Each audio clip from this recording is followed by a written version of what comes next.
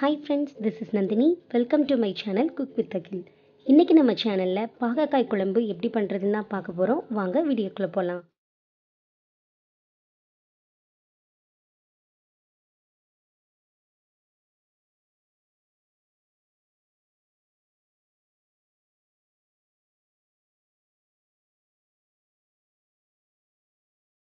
இப்போ பாகக்காய் குழம்பு பண்றதுக்கு அடுப்புல ஒரு பாத்திரம் வச்சுக்கோங்க. அதுல 1 ஸ்பூன் எண்ணெய் ஊத்திக்கோங்க. இப்போ இதுல ஒரு பெரிய பாகக்காயை இந்த மாதிரி ரவுண்ட் ரவுண்டா கட் பண்ணி கழுவி எடுத்து வச்சிருக்கேன். இப்போ நம்ம அதை சேர்த்து நம்ம வதக்கிக்கலாம்.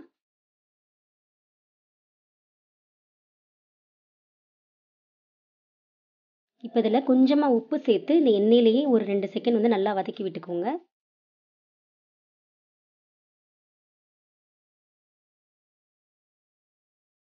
இப்போ பாகக்காயை வதக்கியாச்சு. இப்போ அதை நம்ம தனியாக எடுத்து வச்சிடலாம். இப்போ அதே பாத்திரத்தில் ஒரு 2 ஸ்பூன் அளவுக்கு எண்ணெய் சேர்த்துக்கோங்க. எண்ணெய் சூடானதும் இதில் 1/2 டீஸ்பூன் கடுகுளுந்து, 1/4 டீஸ்பூன் வெந்தயம், 1/2 டீஸ்பூன் சீரகம், 5 பல் பூண்டு, ஒரு பச்சை மிளகாய், கொஞ்சமாக கருவேப்பிலை எல்லாத்தையும் சேர்த்து ஒரு 2 செகண்ட் வந்து நல்லா பொரிய விட்டுக்கோங்க.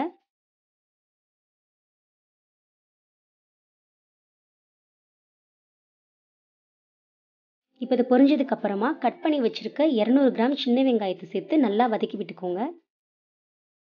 சின்ன வெங்காயம் இல்லைன்னா நீங்கள் 2 பெரிய வெங்காயம் கூட குட்டி குட்டியாக கட் பண்ணி சேர்த்துக்கலாம். இப்போ வெங்காயம் வதங்கினதுக்கு அப்புறமா கட் பண்ணி வச்சிருக்க 2 தக்காளியையும் சேர்த்துட்டு நல்லா வதக்கி விட்டுக்கலாம்.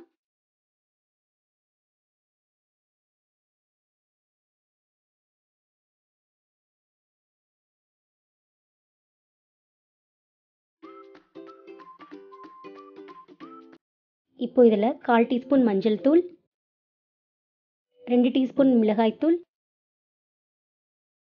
2 டீஸ்பூன் மல்லித்தூள் எல்லாத்தையும் சேர்த்துட்டு மசாலாவோட பச்சை வாசனை போகிற வரைக்கும் நம்ம நல்லா வதக்கி விட்டுக்கலாம்.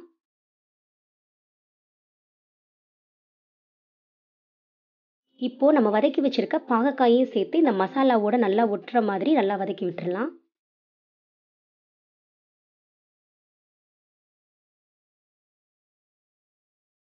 இப்போ ஒரு 2 செகண்ட் வந்து நீங்கள் நல்லா வதக்குனதுக்கு அப்புறமா ஒரு எலுமிச்சம்பழ அளவு புளி எடுத்து தண்ணியில் கரைச்சி வச்சுருக்கேன். இப்போ நான் இதை இதில் சேர்த்துக்கிறேன்.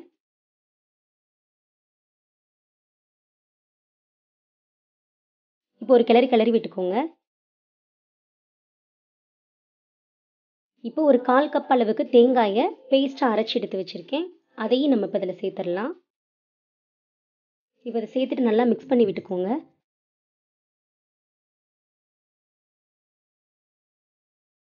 இப்போ இதில் குழம்புக்கு தேவையான அளவுக்கு தண்ணி சேர்த்துக்கோங்க.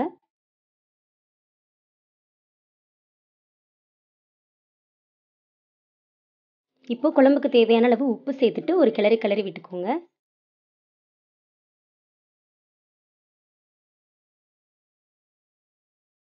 இப்போ குழம்பு வந்து இந்த ஸ்டேஜில் நுர வர மாதிரி இருக்கும்போது இப்போ ஒரு சின்ன வெள்ளை துண்டை வந்து சேர்த்துட்டு குழம்பை நல்லா மிக்ஸ் பண்ணி விட்டுக்கலாம்.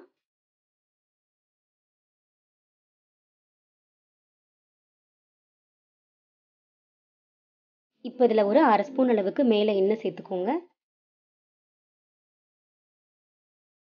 சேர்த்துட்டு இப்போ ஒரு மூடி போட்டு நம்ம ஒரு 10 நிமிஷம் வந்து நம்ம அந்த குழம்பை நல்லா கொதிக்க வச்சு எடுத்துக்கலாம்.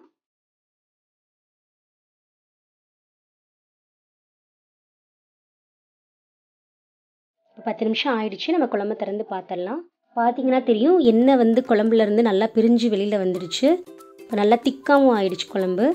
இந்த ஸ்டேஜில் நம்ம அடுப்பை ஆஃப் பண்ணிடலாம். அவ்வளோதான், நம்மளோட சுவையான பாகக்காய் குழம்பு வந்து சூப்பராக ரெடி ஆயிடுச்சு. பாகக்காயை வந்து நம்ம எண்ணெயில் வதக்கி சேர்க்கும் போது அதில் இருக்க கசப்புத்தன்மை வந்து நமக்கு குழம்புல அவ்வளோவா தெரியாது. அதனால நீங்கள் பாகக்காயை வதக்கி சேர்த்தீங்கன்னா குழம்பு ரொம்பவே டேஸ்ட்டாக இருக்கும். குழந்தைங்களும் விரும்பி சாப்பிடுவாங்க. இதை நீங்கள் கண்டிப்பாக ட்ரை பண்ணி பாருங்கள். ட்ரை பண்ணி பார்த்துட்டு எப்படி இருந்துச்சுன்னு எனக்கு மறக்காமல் கமெண்ட்டில் சொல்லுங்கள். உங்களுக்கு இந்த வீடியோ பிடிச்சிருந்தா லைக் பண்ணுங்கள், ஷேர் பண்ணுங்கள், மறக்காமல் சப்ஸ்கிரைப் பண்ணி பக்கத்தில் இருக்க பெல் ஐகானை கிளிக் பண்ணிக்கோங்க. Bye friends.